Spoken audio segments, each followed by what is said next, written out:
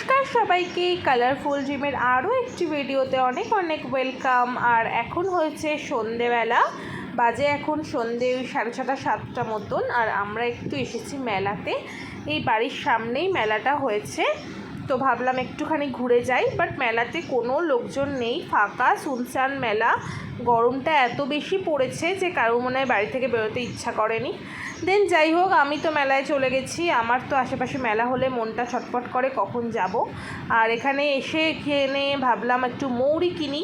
তো এখানে ওই আচার ঝালমুড়ি মানে আচার টাচারের দোকানে এই মৌরিগুলো, তারপরে ওই ঝোজমিগুলিগুলো আমার খুব ভালো লাগে।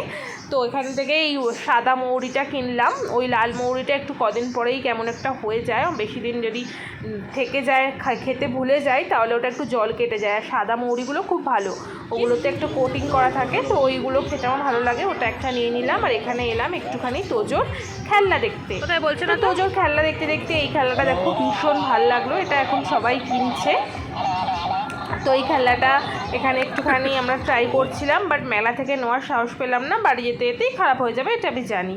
তো যাই হোক, ওখানে মেলায় একটু ঘোরাঘুরি করে চলে এলাম একটু পাটুলিতে।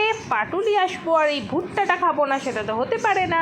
যারা যারা পাটুলি যাও তারা তারা জানো এই ভুট্টাটা কত টেস্টি খেতে। তো আমি তো প্রায় দিনই এইখানে গিয়ে ভুট্টা খেয়ে আসি, কোনো কারণ অকারণ ছাড়াই। তো এই পাটুলিতে ভুট্টা খেয়ে একটুখানি দুজনে মিলে গল্প করতে করতে হাওয়া খেতে খেতে বাড়ি চলে গেলাম। টাটা।